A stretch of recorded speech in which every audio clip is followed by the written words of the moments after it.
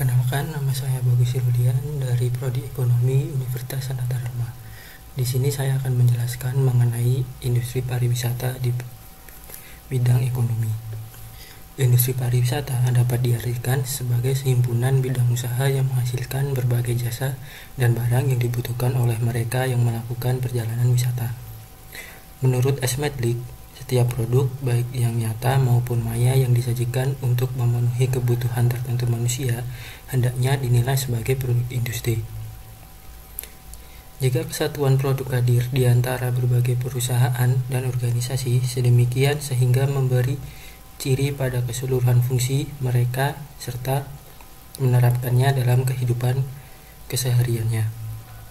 Sebagaimana yang dikemukakan oleh UNWTO atau United Nations World Tourism Organization dalam The International Recommendation for Tourism Statistics pada tahun 2008, industri pariwisata meliputi akomodasi untuk pengunjung, kegiatan layanan makanan dan minuman, angkutan penumpang, agen perjalanan wisata, dan kegiatan reservasi lainnya, kegiatan budaya, kegiatan olahraga, dan hiburan. UNWTO merupakan badan kepariwisataan dunia di bawah naungan PBB. Menurut Undang-Undang Pariwisata Nomor 10 Tahun 2009, industri pariwisata adalah kumpulan usaha pariwisata yang saling terkait dalam rangka menghasilkan barang atau jasa bagi pemenuhan kebutuhan wisatawan dalam penyelenggaraan pariwisata. Pada akhir dekade 1960-an, pemerintah DKI Jakarta sudah menggunakan definisi industri pariwisata yang ditetapkan dalam Peraturan Daerah Nomor 3 Tahun 1969, yang mungkin sekali saat ini sudah diubah, yaitu sebagai berikut. Industri pariwisata adalah usaha penyelenggaraan pelayanan untuk lalu lintas kepariwisataan dengan maksud mencari keuntungan di bidang akomodasi atau perhotelan, kebudayaan, perestoranan, rekreasi, dan hiburan. Atraksi kebudayaan, biro perjalanan, usaha kepramuwisataan atau guide business, usaha-usaha cenderamata atau souvenir, usaha-usaha penerbitan kepariwisataan, penyelenggaraan tur, dan perdagangan valuta atau money changer. Ruang lingkup industri pariwisata. Ruang lingkup industri pariwisata menyangkut berbagai sektor ekonomi. Adapun aspek-aspek yang tercakup dalam industri pariwisata antara lain: restoran. Dalam bidang restoran, perhatian antara lain dapat diarahkan pada kualitas pelayanan, baik dari jenis makanan maupun teknik pelayanannya. Di samping itu, dari segi kandungan gizi, kesehatan makanan dan lingkungan restoran, serta penemuan makanan-makanan baru dan tradisional baik resep, bahan maupun penyajian yang bisa dikembangkan secara nasional, regional, bahkan internasional. Kemudian ada penginapan. Penginapan atau homestay yang terdiri dari hotel, motel, resort, kondominium, time sharing, wisma-wisma, dan bed and breakfast merupakan aspek-aspek yang dapat diakses dalam perkembangan bidang kepariwisataan. Hal-hal yang perlu diperhatikan dalam pengembangan penginapan ini dapat berupa strategi pemasaran, pelayanan saat penginapan, integrasi dan restoran atau biro perjalanan, dan sebagainya. Penelitian juga dapat diarahkan pada upaya memperkecil limbah dari industri pariwisata tersebut. Kemudian pelayanan perjalanan meliputi biro perjalanan, paket perjalanan, perusahaan insentif travel, dan reception service.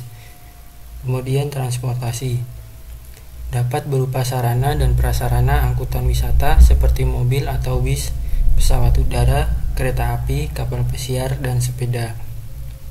Kemudian pengembangan daerah tujuan wisata dapat berupa penelitian pasar dan masa, kelayakan kawasan wisatawan, arsitektur bangunan dan engineering, serta lembaga keuangan. Kemudian fasilitas rekreasi meliputi pengembangan dan pemanfaatan taman-taman negara, tempat perkemahan, ruang konser, teater, dan lain-lain. Kemudian ada atraksi wisata meliputi taman-taman bertema, museum-museum, hutan lindung, agrowisata, keajaiban alam, kegiatan seni dan budaya, dan lain sebagainya. Sebelum kita bicara lebih jauh lagi tentang wisata, kita perlu mengulang kembali tentang komponen pariwisata. Secara umum, komponen pariwisata itu terbagi menjadi dua, yaitu komponen supply atau komponen penawaran dan komponen demand atau komponen permintaan. Komponen supply adalah komponen pariwisata yang meliputi segala sesuatu yang ditawarkan kepada wisatawan. Nama lainnya adalah produk wisata, dan produk wisata ini meliputi segala keseluruhan pelayanan yang diperoleh oleh wisatawan. Semenjak wisatawan itu pergi meninggalkan rumahnya sampai menuju ke suatu daerah tujuan wisata, kemudian pulang lagi ke rumahnya, segala sesuatu yang dia rasakan kalau yang dia peroleh yang nantinya dinikmati, itulah yang dinamakan dengan produk wisata, atau itulah yang dinamakan dengan komponen supply. Sedangkan komponen demand atau komponen permintaan, yaitu komponen permintaan pariwisata, mencakup segala kegiatan serta aspirasi wisatawan dan masyarakat di sekitar kawasan pariwisata. Unsur-unsur penting dalam permintaan pariwisata adalah wisata dan penduduk lokal yang menggunakan sumber daya, termasuk produk dan jasa dari wisata. Potensi pariwisata yang dimiliki Indonesia sangatlah besar. Indonesia merupakan salah satu negara dengan berbagai keanekaragaman suku bangsa, adat istiadat, seni budaya yang membentang dari Aceh hingga Papua, dengan segala keanekaragaman objek pariwisata alam, wisata budaya, wisata sejarah, hingga wisata religi yang tak tertinggal. Wisata belanja dan wisata kuliner berbagai potensi itu membuat Indonesia dikenal sebagai salah satu negara tujuan wisata yang populer. Pengakuan akan kekayaan pariwisata yang dimiliki Indonesia di antaranya terwujud dalam 3 penghargaan dari United Nations World Tourism Organization atau Organisasi Pariwisata Dunia pada PBB di awal tahun 2016. Salah satu penghargaan yang diterima oleh Dinas Pariwisata dan Kebudayaan Banyuwangi, Jawa Timur, yang meraih peringkat pertama atau inovasi kebijakan publik dan tata kelola pemerintah. Selain itu, Indonesia juga mendapatkan 3 penghargaan sebagai destinasi halal dunia dalam acara World Halal Travel Tourism di Uni Emirat Arab. Dalam ajang itu, Indonesia mendapat penghargaan sebagai World Halal Tourism Destination Indonesia, dan jenis keduanya diraih oleh Pulau Lombok, dan penghargaan yang diraih oleh Hotel Sofyan Betawi Jakarta. Penghargaan ini diberikan kepada mereka yang terbaik dalam industri pariwisata dalam halal internasional. Wonderful Indonesia yang diusung menjadikan referensi berhasil naik 100 peringkat menjadi peringkat 47 terbaik dunia versi Travel and Tourism Competitiveness Index Economy. Tidak dapat dipungkiri, peran sektor pariwisata semakin penting sejalan dengan perkembangan struktur perekonomian Indonesia yang makin mengarah ke sektor jasa. Terbukti selama ini pariwisata berhasil tampil sebagai salah satu sektor yang mampu memberikan sumbangan cukup besar dalam perekonomian nasional, termasuk dalam penyerapan lapangan pekerjaan, sehingga pemasukan devisa negara pada tahun 2014 dan 2015 masing-masing tercatat 10 juta wisatawan mancanegara membelanjakan rata-rata 1.000 hingga 1.500 dolar Amerika per orang. Maka 10 juta wisatawan ini mendapatkan lebih dari 10 miliar dolar Amerika setiap tahunnya Hal ini dijadikan pariwisata menjadi penyumbang devisa terbesar di Indonesia setelah migas, batu bara, dan kelapa sawit. Tercatat 11 juta orang mengais rezeki pada sektor pariwisata yang diproyeksikan angka ini bisa meningkat menjadi 13 hingga 15 juta orang menjadi penyumbang devisa dan penyedia lapangan pekerjaan. Menurut Dadang Rizky Ratman selaku Deputi Bidang Pengembangan Destinasi dan Industri Pariwisata atau Kementerian Pariwisata, diproyeksikan pada tahun 2019 harga minyak akan turun, sementara sektor pariwisata diproyeksikan akan semakin meningkat, dan pada tahun 2019 sektor pariwisata menjadi penyumbang devisa terbesar di Indonesia. Kita akan melihat data kunjungan wisatawan mancanegara pada grafis berikut ini. Sebenarnya sudah sejauh mana, sudah seberapa besar capaian kunjungan wisatawan mancanegara ke Indonesia untuk periode Januari dari September. Kita lihat di tahun 2020 yang lalu ini, capaian tujuan wisatawan mancanegara ke Indonesia hanya berada di angka 3,56 juta jika dibandingkan datanya pada periode yang sama. Artinya dari bulan Januari hingga September di tahun 2019 ini ada kunjungan sebesar 12,1 juta kunjungan wisatawan mancanegara ke Indonesia. Artinya di tahun 2020 ini ada penurunan sebesar 70,507% jika dibandingkan dengan tahun 2020. Dan tentunya dampak COVID-19 terhadap sektor pariwisata ini membuat Kemenparekraf menyesuaikan proyeksi kunjungan wisata mancanegara pada 2021 sebesar 4 hingga 7 juta wisatawan mancanegara ke Indonesia. Sementara itu untuk mencapai target awal 2020 sebesar 18 juta diprediksikan akan terwujud pada 2025 mendatang pada fokus pemerintah dalam memulihkan pariwisata di Indonesia.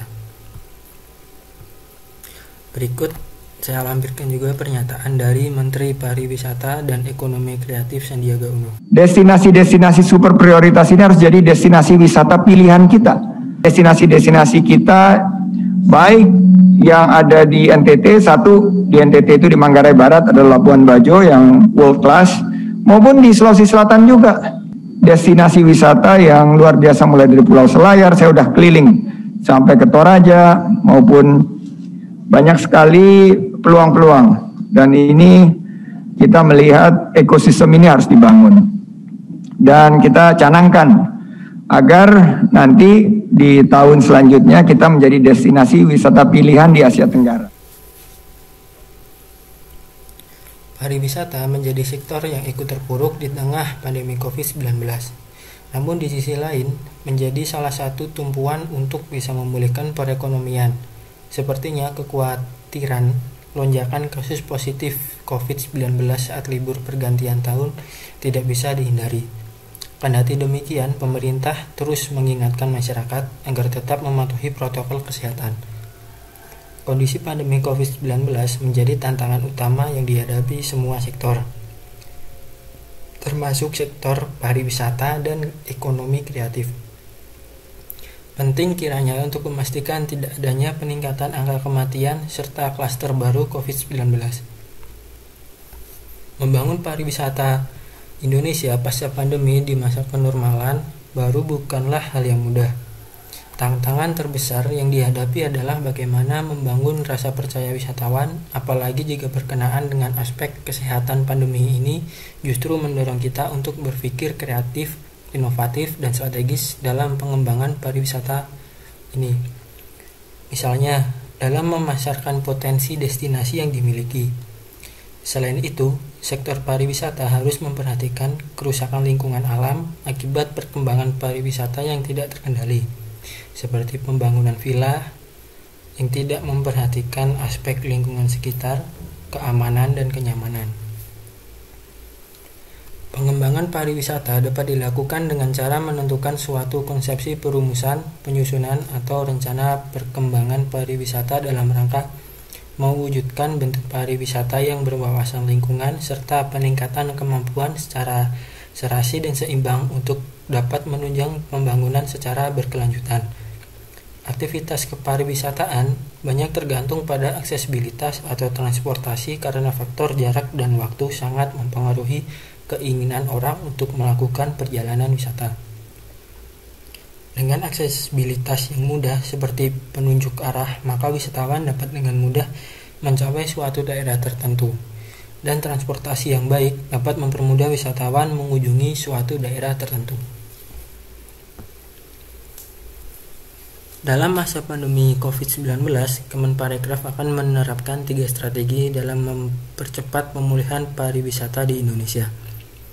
Berikut ini 3 strategi percepatan pemulihan pariwisata. Yang pertama adalah strategi inovasi, di mana dalam strategi inovasi ini menggunakan teknologi. Dalam strategi inovasi dilakukan dengan pendekatan-pendekatan big data, kemudian juga ada pendekatan kekinian untuk memetakan baik dari segi potensi maupun penguatan, serta juga memastikan para pelaku sektor pariwisata dan ekonomi kreatif ini bisa bertahan dan juga berkembang. Selanjutnya yang kedua adalah strategi adaptasi, di mana dalam strategi adaptasi ini dalam menghadapi pandemi COVID-19 mendahulukan kesehatan dan juga keselamatan di setiap destinasi pariwisata dan juga di setiap lini ekonomi kreatif.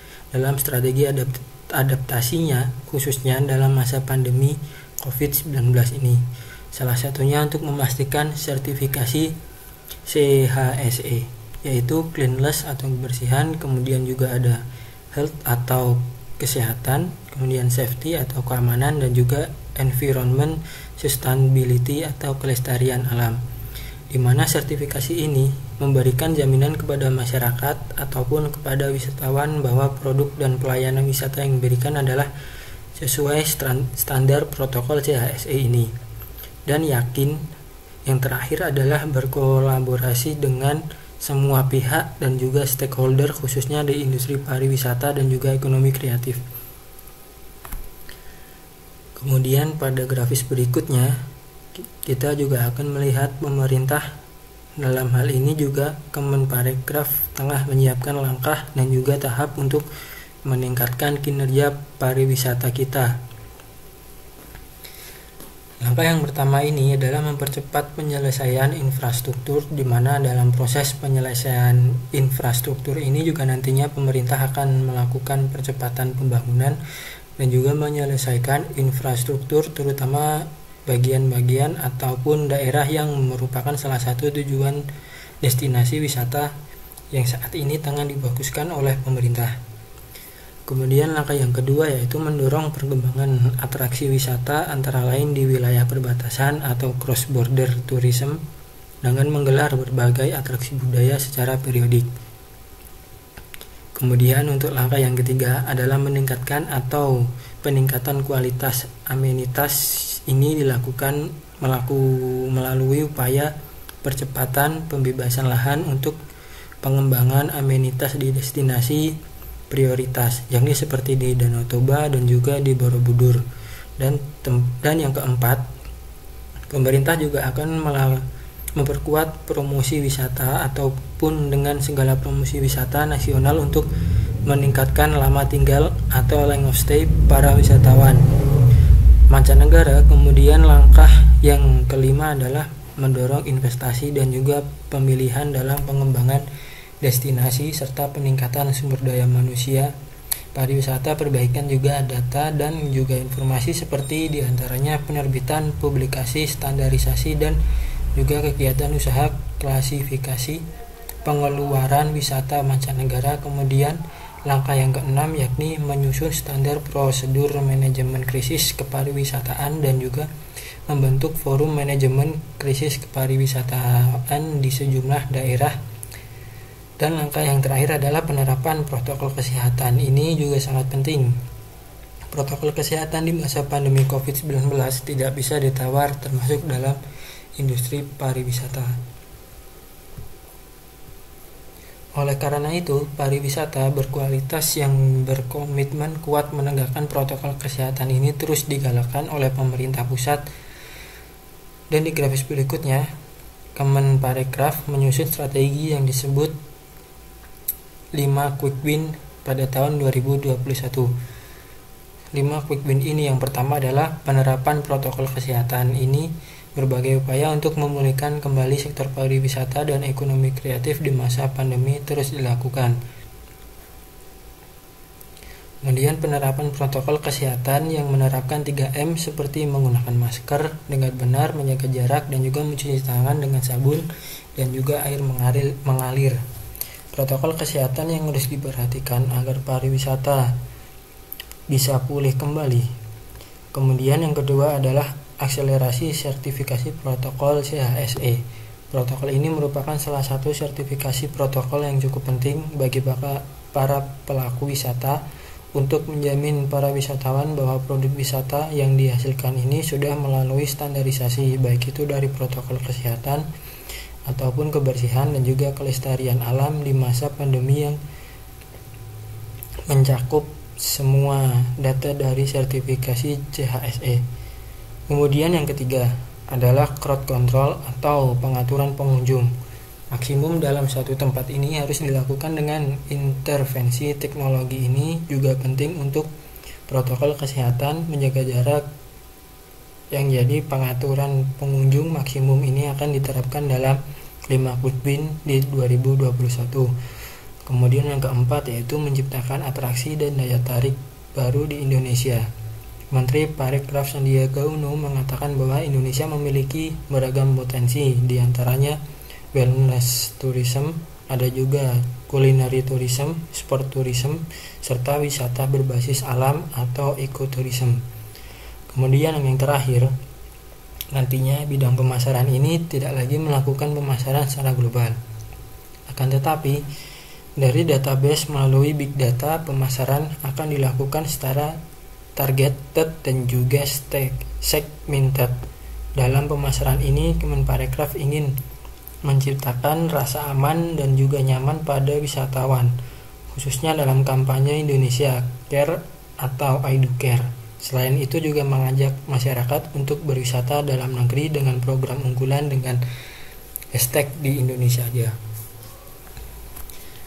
Tentunya dalam wisata di masa pandemi ini, peran aktif masyarakat juga sangat dibutuhkan, terutama dalam menerapkan protokol kesehatan saat berada di tempat wisata. Protokol kesehatan 3M seperti menggunakan masker, menjaga jarak, dan mencuci tangan perlu disiplin untuk dilakukan agar dapat tetap menikmati wisata dengan sehat dan aman. Sekian penjelasan dari saya, terima kasih.